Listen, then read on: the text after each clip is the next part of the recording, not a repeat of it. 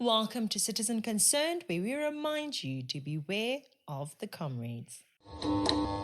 These have been the most active years of the SIU, and they have led to a lot of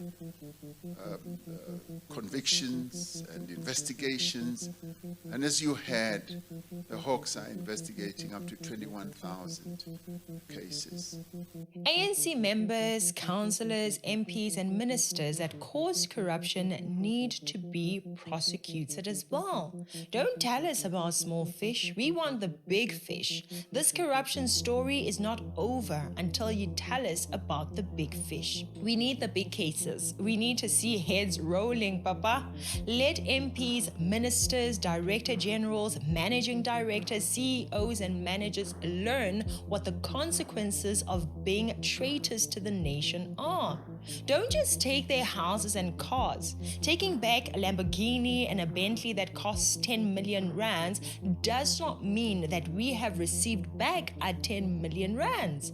The cost of investigating the cases is already in the millions. There are auction fees and depreciation of the items being sold.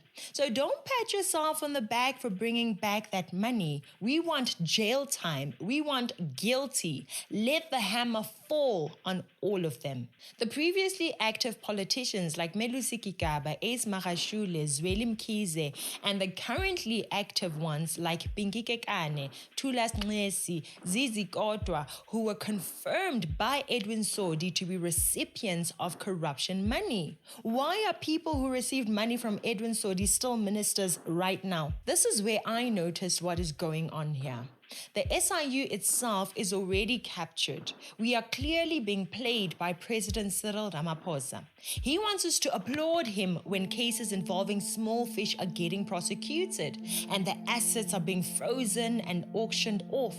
But when he's accused of doing nothing about corruption, this is what he has to say. But the accusation I always have to face is, you are doing nothing about corruption.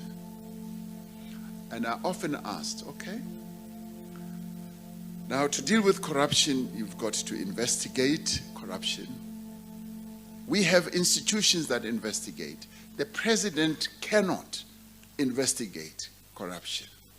The truth is, Cyril has already captured the system that is supposed to keep us free from corruption, while he wants to make it seem like he has no control on what cases get investigated or prosecuted. In May of 2023, the Special Investigation Unit told us that it had seen issues that needed to be addressed in the story of Edwin Sodi, the businessman whose incompetence and corruption led to the death of tens of people.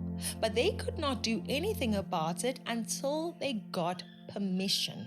Is the SIU investigating this Royval tender saga? At the moment, the answer is no. But what we can say is we received information and also a reportage around the Royval contract from Action SA. In calling all the people you have to call, have you at all spoken to Edwin Sodi? Not at the moment, because we do not have a proclamation. We do not have the powers that we need to call people and make them to account at the moment. Once the proclamation is signed, we will have that.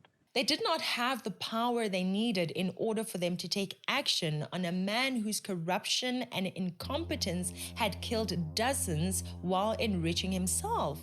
Well then, who had those powers necessary for them to do their work? 5 months later, President Cyril Ramaphosa gave them the permission to proceed with the investigation. President Cyril Ramaphosa has signed a proclamation authorizing the Special Investigating Unit to investigate allegations of maladministration and corruption in the affairs of Tshwane Metropolitan Municipality. The proclamation authorizes the SIU to probe the procurement or contracting for construction at the Royval wastewater treatment works. The failed Royval project has possible links to the cholera outbreak in Hammanskraal, which claimed the lives of more than 20 people a few months ago. Let's get a little bit more detail about the proclamation that's been signed by the president. So for the SIU to take action, it has to get permission from President Cyril Ramaphosa. Without him saying so, they can't do anything. And yet he wants to make it seem like he's not involved in the process. So what if Cyril's family, colleagues, or friends are the ones who need to be investigated? Will he give permission to investigate then?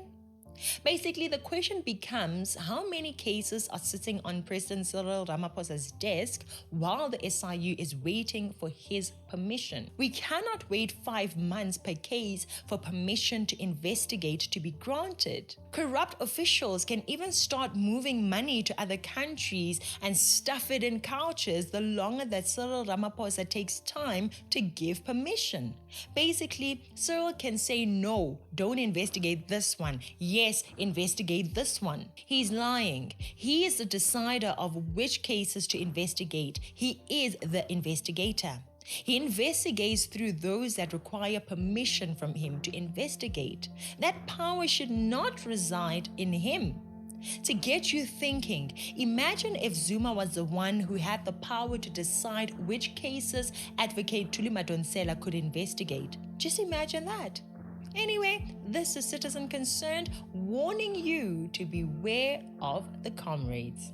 Hi there, thank you so much for the support. Some of you have asked us to open a means to donate, fund, or support the patriotic work we are doing.